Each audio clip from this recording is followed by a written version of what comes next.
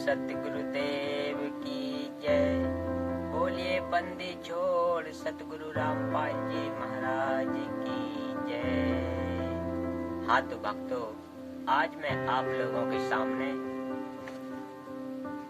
चोर कभी धनी नहीं होता यही कथा सुनाने का प्रयास कर रहा हूँ। तो भक्तों, अगर आप हमारे चैनल पर नए हैं तो प्लीज हमारे चैनल को सब्सक्राइब कर लें, बेल आइकन दबाकर ऑल पर क्लिक कर दें ताकि मैं जो भी वीडियो अपलोड करूं उसकी नोटिफिकेशन आप लोगों तक पहुंचे।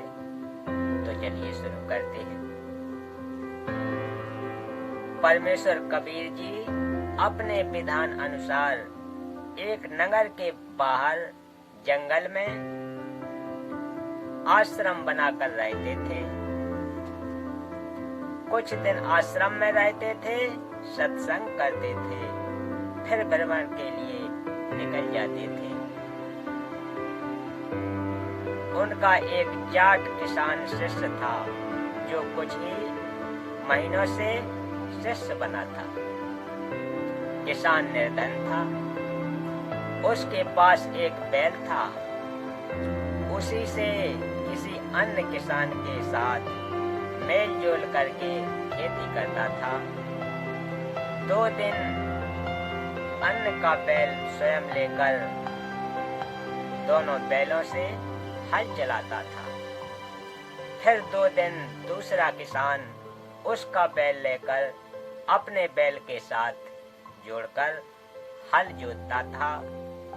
किसान अपने कच्चे मकान के आंगन में बैल को बांधता था।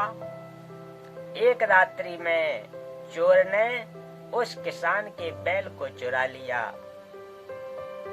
किसान ने देखा कि बैल चोरी हो गया तो सुबह वह आश्रम में गया। गुरुदेव जी से अपना दुख साझा किया।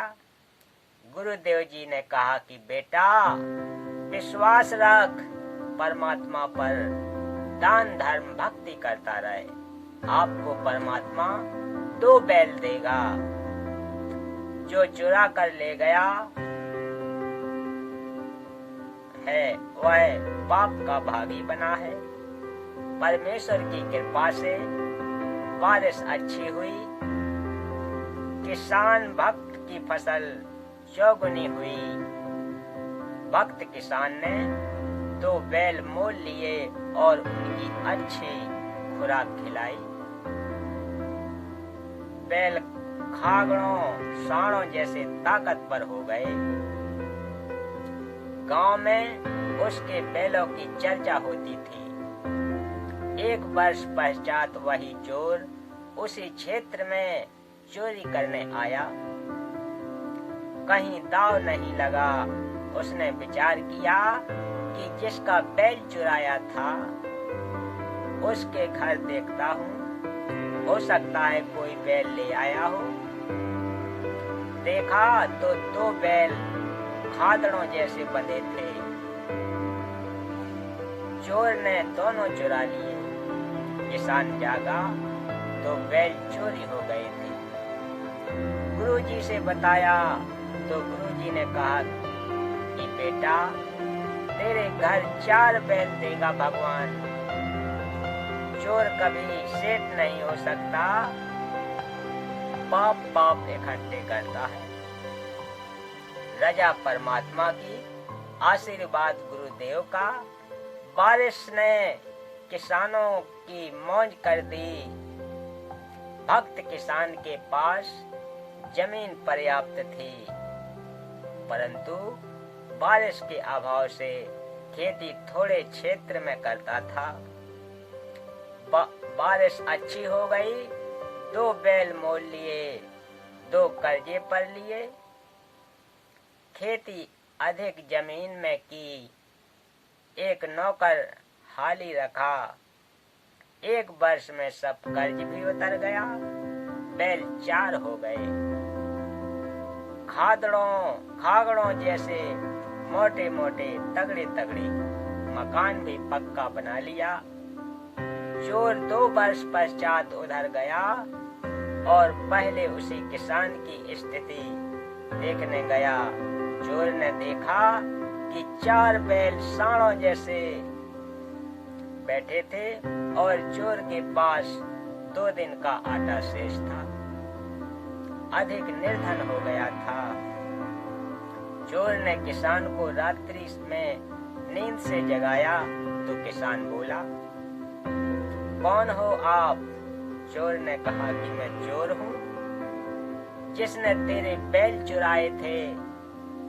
किसान बोला, भाई मेरी नींद खराब ना कर, तुम अपना काम कर, परमात्मा अपना कर रहा है, मुझे सोने दे। चोर ने पैर पकड़ लिए और बोला कि हे देवता, मेरे से अब चोरी नहीं हो रही। एक बात बता, आपका चोर आपके सामने खड़ा है, आप पकड़ भी नहीं रहे हो। हे भाई, तेरा एक बैल मैंने चुराया, तेरे घर अगले वर्ष 2 बैल सांडों जैसे बंधे थे, वे दोनों भी मैं चुरा ले गया। आज 2 वर्ष पश्चात आपके आंगन में 4 बैल खागड़ों जैसे बंधे हैं, मेरा सर्वनाश हो चुका है। बालक भी भूखे रहते हैं, मुझे मार चाहे छोड़, मुझे तेरे विकास का राज बता। मैं भी जाट किसान हूँ, जमीन भी है, निर्धनता बेअंत है।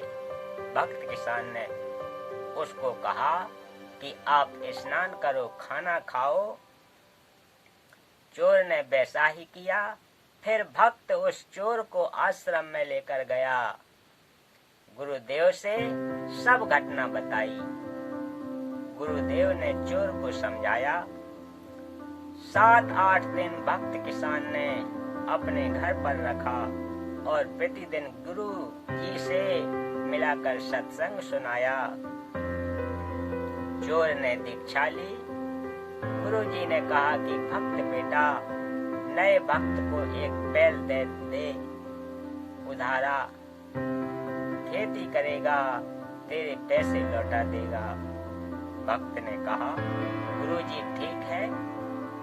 भक्त किसान ने नए भक्त को 1 बैल दे दिया। नया भक्त प्रति महीना सत्संग में आता था। पूरे परिवार को नाम दीक्षा दिला दिया। 2 वर्ष में वित्तीय स्थिति अच्छी हो गई। 1 बैल 3 पहले वाले चोरी वाले बैलों के रुपए लेकर चोर भक्त उस किसान भक्त के घर आया। उसके बच्चे भी साथ थे। किसान भक्त से उस चोर भक्त ने सब पैसे देकर कहा कि मुझे क्षमा करना, आपका उपकार मेरी 7 पीढ़ी भी नहीं उतार पाएगी। पुराना भक्त बोला कि हे भाई, यह सब गुरुदेव जी की कृपा है, उसका वचन भला है। आप यह सब रुपए गुरु जी को दान रूप में दे दो। मेरे को तो उन्होंने पहले ही कई गुना बैलों की पूंजी दे दी थी, मेरे काम की नहीं है। दोनों भक्त गुरु जी के पास गए और सब दान राशि चरणों में रख दी। गुरु जी ने भोजन भंडारा लंगर में लगा दो, सत्संग किया। इस प्रकार चोरी का धन मोरी में जाता है, भक्त सदा फलता फूलता है। तो बोलिए सत्य गुरुदेव की जय। तो भक्तों, आज की कथा का प्रसंग यहीं समाप्त करते हैं। मिलते हैं अगली कथा में, तब तक के लिए सत साहेब।